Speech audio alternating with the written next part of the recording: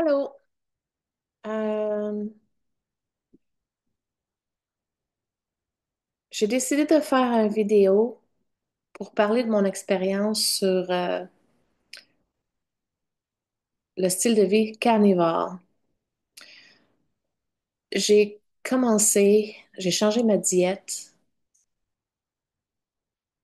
en mars, le 27 mars 2023. Aujourd'hui, c'est le 13 janvier 2025. J'ai décidé de faire une vidéo, pas parce qu'il n'y a pas assez de vidéos sur la diète carnivore sur l'Internet, mais c'est tout en anglais. Puis j'ai beaucoup de familles et des amis au Québec qui parlent pas l'anglais, euh, avec qui j'aimerais partager mon expérience. Alors, j'ai pensé de faire une vidéo pour partager avec tous les Français, tous les Québécois qui n'ont pas accès aux vidéos anglais, euh, que j'ai eu l'accès, qui m'a permis d'apprendre et de prendre la décision de faire ce changement dramatique, euh, de changer ma diète. Euh, je suis pas une professionnelle. Ça, c'est vraiment à l'imprévu que j'ai décidé de faire ça. J'utilise un Zoom, j'ai pas de système de son spécial ou d'éclairage là, de professionnel. J'espère que vous allez comprendre que euh, la seule raison pourquoi je fais ça, c'est que c'est mieux que rien. C'est mieux que rien. Puis ça va me permettre de partager avec ma famille et mes amis français en même temps. J'ai décidé de faire ça hier soir après avoir parlé à une personne de ma famille qui me tient beaucoup à cœur, que j'adore, qui est vraiment pas dans une bonne place en ce moment, en fait, depuis plusieurs années, mentalement, physiquement, émotionnellement, je pense qu'il est à bout. J'ai pas besoin de la nommer. Cette personne-là, c'est de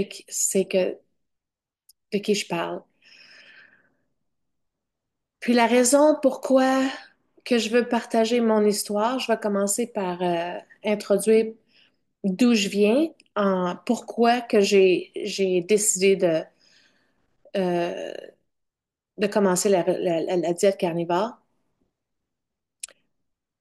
et la transformation que j'ai personnellement vécue avec cette diète-là, qui, je suis un petit peu émotionnelle,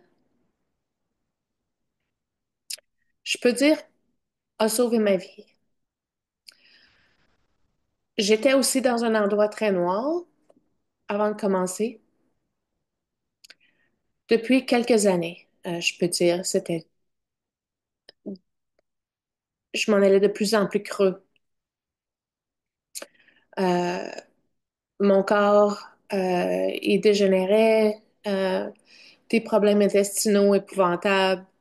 Euh, Quand je me levais le matin, quand je réussissais à sortir du lit, je me tenais sur le bureau pour aller aux toilettes le matin, le temps que mes jambes puis mes pieds redeviennent vivants. Il était douloureux. C'est comme si j'avais pas de jambes, j'avais pas de pieds, mais ils faisaient mal. C'est comme des briques en dessous de mon corps. Puis des douleurs des pieds à la tête. J'étais charpentière, menuisière, j'ai fait des planchers de bois franc, de la rénovation. J'ai utilisé mon corps assez fort pendant ma vie pour une femme. Trop fort, souvent. Euh, Puis je m'étais dit, ah, c'est le prix que je paye maintenant. C'est l'âge. Euh, j'ai passé toutes sortes de tests. Il n'y a rien tout sortait normal, personne n'était capable d'expliquer pourquoi que j'étais en douleur comme ça. J'avais des douleurs dans les jambes épouvantables que ça m'empêchait de dormir. Dans mes intestins, je m'endormais en me tenant l'estomac. C'était soit la constipation ou la diarrhée, il n'y avait pas de milieu. Souvent la constipation, la majorité du temps, c'était la constipation. Je me suis ramassée à l'hôpital à l'urgence une couple de fois à cause de la constipation. Des jours et des jours, là, pas être capable d'aller. Euh, alors, à un moment donné, euh, peut-être 2 ou 3 mois avant que je commence la diète, avant que je me plonge dans les recherches, je travaillais à mon ordinateur, comme je suis en train de travailler, je suis en avant de mon ordinateur en ce moment. J'avais des palpitations de cœur cardiaque assez fortes que ça m'étourdissait, puis j'avais le vertige, puis je n'étais plus capable de penser. C'est comme si mon esprit ou excusez mon français, je vis en anglais depuis plus de 30 ans, puis je parle pas souvent français. Alors, je cherche mes mots un petit peu. J'espère que ça vous tente pas trop. Je vais peut-être devenir un petit peu mieux si je fais ça régulièrement. On va voir comment ça se passe. Mais en tout cas, une journée, j'étais assis à mon bureau comme ça, puis mon cœur a palpité tellement fort que j'ai perdu connaissance dans ma chaise. Puis je sais pas combien de temps j'étais sans connaissance, mais ça m'a fait peur. Je vis seule. Il y aurait pas personne qui l'aurait su, à part mes chats peut-être. Euh, Fait qu'après ça, je suis allée voir un docteur. Le lendemain, je suis allée à l'urgence. Je lui ai décrit ce qui s'était passé. Puis ils ont passé un paquet de tests. J'ai porté un moniteur pendant 24 heures. Ils ont vu des choses, mais pas en dehors de la norme, disons. Fait que le problème quand tu portes quelque chose comme ça, c'est qu'il faut que tu aies un épisode pendant que tu portes l'appareil, le détecteur. Fait que j'en ai senti quelques-uns, puis je faisais sur le piton.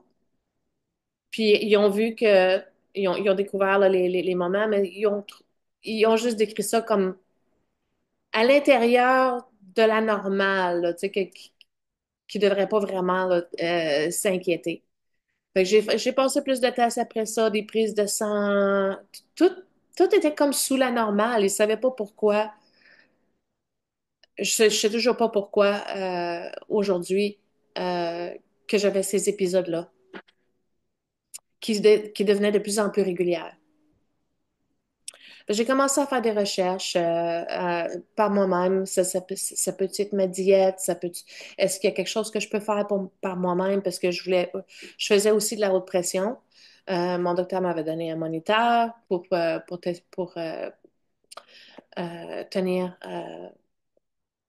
checker ma pression régulièrement pour pouvoir reporter après ça à lui puis voir qu'est-ce qu'on peut faire ou qu'est-ce que. Fait que ça s'en allait vers des pilules de pression. Euh, Mon lavage, désolée. Fait en fin de compte, ce que j'ai décidé, ce qui est arrivé, ça c'était pendant la pandémie. J'ai perdu mon docteur parce que les cliniques ont fermé. Il était pas, les docteurs n'avaient pas les moyens de continuer à payer, j'imagine, les infirmières parce qu'il y avait des, il y avait des taux réduits que tu pouvais, là, il fallait que tu bookes en avance pour aller voir le docteur. Puis ça, c'était une clinique, un walk-in, que tu vas, tu sais, que tu. C'était pas mon docteur personnel, parce que ça, j'en ai pas eu depuis.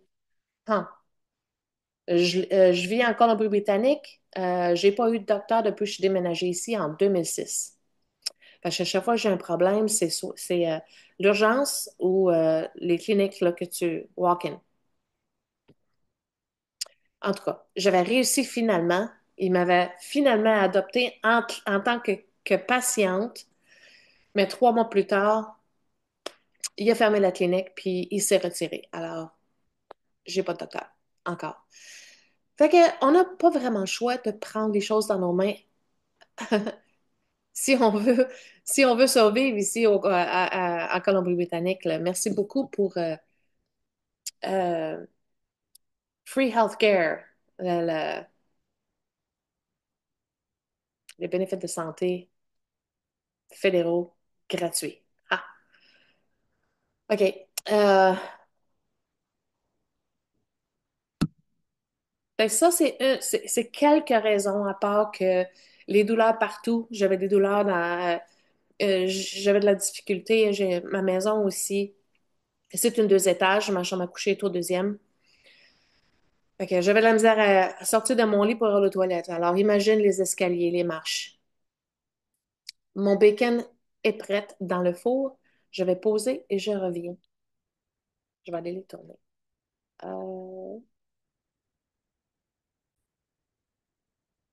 OK, je suis revenue. OK, je vais essayer d'accélérer parce que je veux pas que le vidéo soit trop long pour commencer. Mais l'introduction, pour finir l'introduction, euh, j'aimerais ça partager. J'aimerais ça partager mon screen. Désolée, je suis vraiment pas professionnelle. C'est pas mon but de devenir une star de YouTube. Je veux partager l'information avec ma famille française, ma famille et mes amis.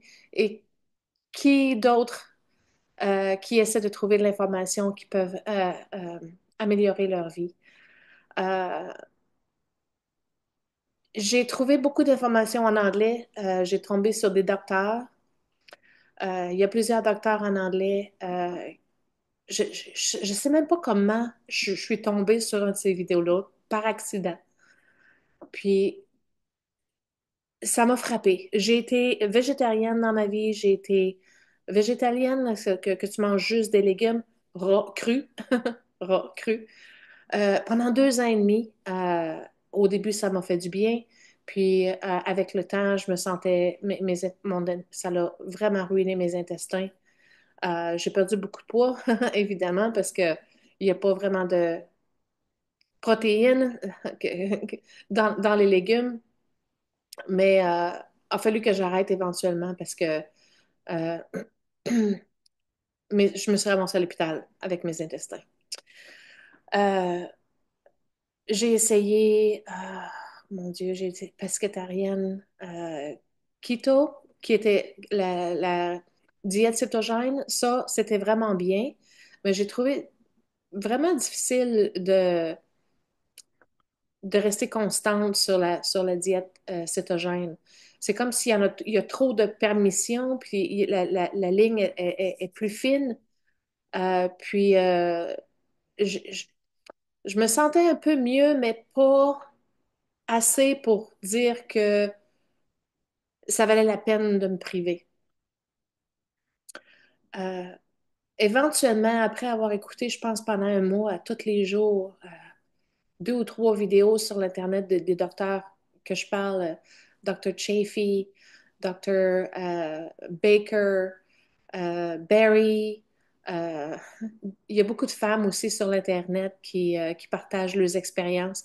Puis ça, c'est pas, je veux mentionner en même temps, je suis pas un docteur, euh, je conseille pas, je veux pas que les gens prennent mon advice. En tout cas, tout ce que je fais, c'est partager mon expérience personnelle, puis ce que j'ai appris avec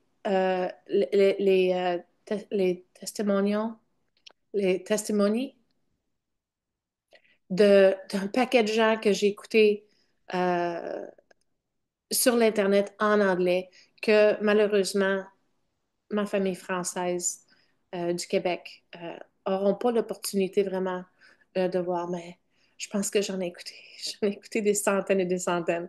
Puis les résultats sont merveilleux. Les gens, ils viennent sur la diète carnivore pour différentes raisons, différents problèmes. Puis les résultats sont toujours fantastiques. Le diabète, le cholestérol, euh, les, les maux intestinaux, beaucoup de maux intestinaux, des douleurs, l'inflammation. L'inflammation dans le corps crée tellement de problèmes euh, qui, à la longue, peut créer des... Ça peut être là, une question de vie ou de mort, mais aussi là, des problèmes mentaux. Euh, Quand tu n'es plus capable de penser, c'est comme si tu un nuage qui t'englobe parce que tu dors pas bien. Euh, tu- tu- Ton cerveau est pas nourri de ce qu'il a besoin pour être à sa capacité euh, mentale. Autrement dit, la perte de mémoire, ah, ça, j'en avais beaucoup. J'avais de la misère à travailler en dernier. Là. Euh, je, je- je- je dessine des maisons. C'est ça mon métier. Je suis dessinateur en bâtiment. D'une journée à l'autre, je, je regardais mon ouvrage, je disais, oh, je me souvenais même pas que j'étais rendue là. Je pensais que c'est comme si d'une journée à l'autre, il fallait que je regarde pour voir où ce que j'étais rendue parce que j'ai oublié ce que j'avais fait ou pas fait encore. J'avais des notes, une liste de notes pour pouvoir suivre et avoir comme pouvoir délivrer un produit sans rien oublier. Là, j'avais des notes à l'extrême pour être sûr de ne pas manquer une étape ou d'oublier où ce que j'étais rendu le lendemain. Mais c'est comme si je tournais mon ordinateur puis c'était un nouveau projet à chaque jour. C'était vraiment, vraiment bizarre. Vraiment pas moi. Vraiment difficile à accepter aussi que je pouvais être aussi faible mentalement. Euh, Ça, c'était vraiment au top de ma liste des raisons pourquoi il fallait que je fasse quelque chose, que je trouve une solution. Puis, je voulais pas aller sur la route des médications parce qu'une fois que tu commences à prendre la médication, il y a des effets secondaires. Les effets secondaires vont te demander d'autres médications pour contrer ces effets secondaires-là. Les effets secondaires, c'est une chaîne,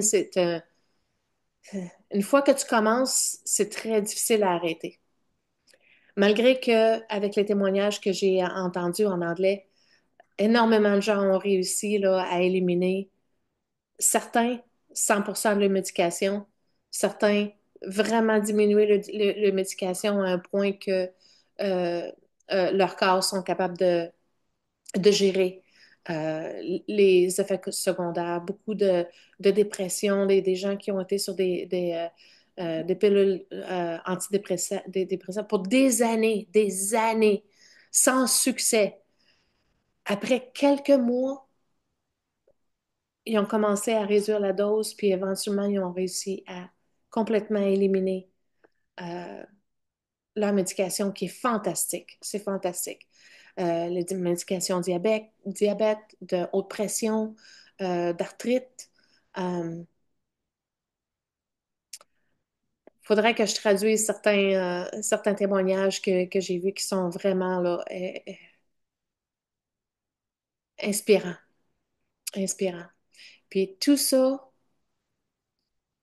la majorité de nos problèmes est due à l'inflammation dans notre corps. Puis l'inflammation est produite par la nourriture qu'on mange, que notre corps combat en même temps d'essayer de se nourrir. Anyways, ça fait, ça va faire 2 ans, moi. On est janvier, février, mars. Ça veut dire 12, 9, ça veut dire ça fait 21 mois. Presque, oui, ça fait 21 mois maintenant que je suis sur la diète carnivore. Puis je me sens mieux que je me sentais même à 35 ans. Ma mémoire est revenue, j'ai plus le nuage, euh, j'ai plus la dépression. Mon Dieu, la dépression. Ceux qui la vivent euh, savent ce que je veux dire quand je dis que, T'as même plus envie de prendre une douche le matin. Tu veux pas te regarder dans le miroir. Tu te caches de la société, de tes amis. Tu te trouves des excuses pour pas socialiser. Tu te sens pas valide. C'est comme si tu prends de la place. C'est difficile. C'est vraiment pas c'est vraiment pas une place qui est confortable à vivre. Puis définitivement, ma santé mentale était vraiment là, au top de ma liste des raisons pourquoi que j'avais besoin de faire des changements. Quand j'ai commencé, je pesais 170 livres. Je mesure 5 pieds 6. J'étais pas petite. J'ai vraiment eu beaucoup de difficultés là, à travers ma vie à perdre du poids. C'est quelque chose là, que j'ai vraiment de la difficulté à faire. Perdre du poids, j'ai fait euh, même j'ai tout essayé. Puis avec l'âge, plus que l'âge avance, le pire que ça devient. En ce moment, j'ai 57 ans. Euh, Puis j'aimerais partager des photos. Fait que je vais prendre une petite pause et je vais mettre des photos pour vous montrer quand j'ai commencé. Et ça, j'ai commencé en mars le 26, puis j'ai des photos de juillet, ça, 3 mois et demi après que j'ai commencé ma diète. La diète. J'appelle pas ça une diète parce que vraiment pas moi, c'est comme un mode de vie parce que si, puis je triche de temps en temps, je paye un petit prix à chaque fois que je triche. J'apprends ce que je peux tricher puis m'en sortir, puis j'apprends aussi ce que je peux tricher, ce que je triche qui vraiment là, me ruine pour 3, 4 jours. Mais ça, c'est quelque chose que tu apprends avec le temps. Mais je vais poser, puis je vais partager mon écran avec des photos avant-après.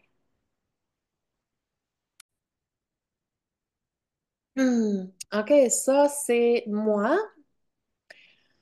Euh, Ça, c'est quand j'ai commencé, la journée que j'ai décidé de commencer, c'était en mars, le 26 mars 2023, dans ma salle de bain.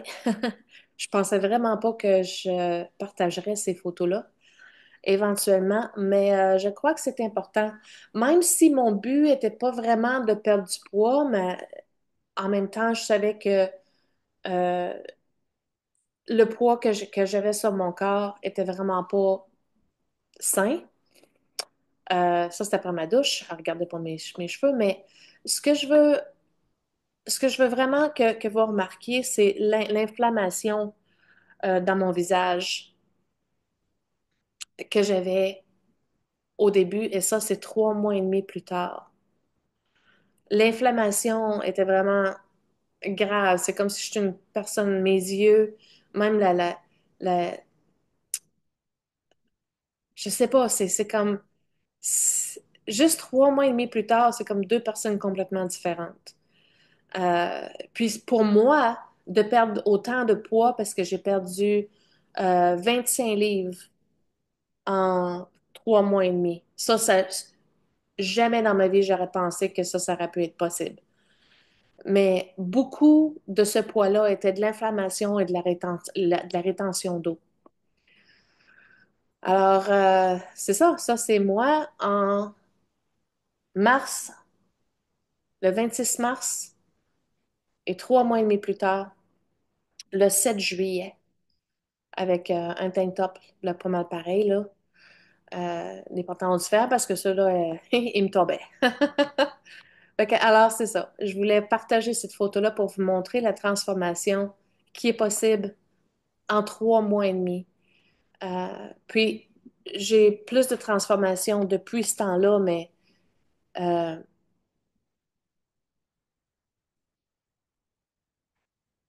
je trouve que ça vaut la peine de partager l'image en ce moment. Alors, 1 mois et demi plus tard, je suis à peu près quand même la même chose. Euh, OK, il faut que j'essaie comment est-ce que... Oh, escape. OK. Le restant de mon bacon est prêt. Euh,